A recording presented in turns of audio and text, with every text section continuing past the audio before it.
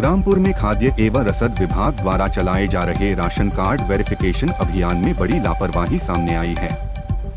पिछले 3 महीनों से चल रहे इस अभियान में अब तक 3,15,000 राशन कार्डों में से 70% की जांच पूरी हो चुकी है, जिसमें लगभग 1,000 फर्जी कार्ड पाए गए हैं।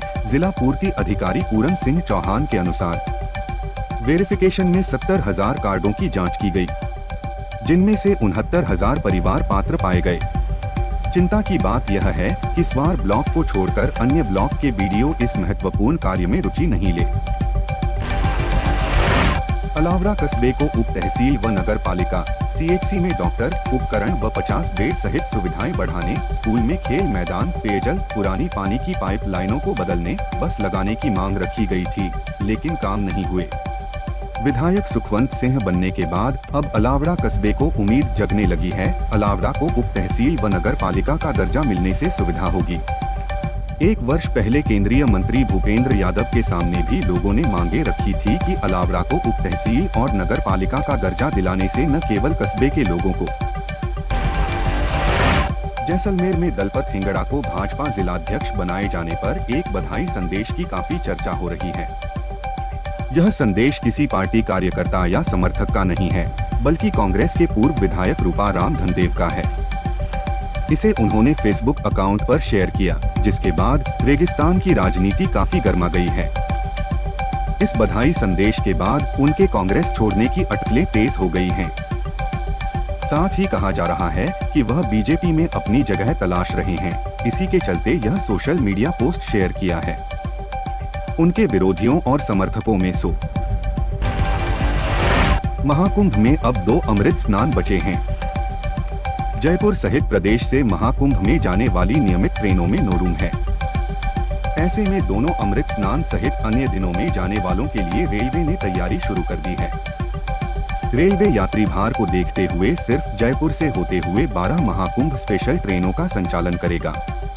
14 और 21 फरवरी को तो 2 से 2 स्पेशल ट्रेन जाएंगी। Train operation expert SK Sharma ने बताया कि अभी जयपुर से प्रयागराज जाने के लिए कुल 16 रेगुलर ट्रेन संचालित हो रही हैं। इनमें 5 नियमित और 11 वीकली। प्रयागराज महाकुंभ में भीड़ बढ़ने से जाम की स्थिति निर्मित हो गई है, लिहाजा वहां वाहनों की नो एंट्री हो जाने से NH-30 में वाहनों को रोके जाने का सिलसिला फिर शुरू हो गया है।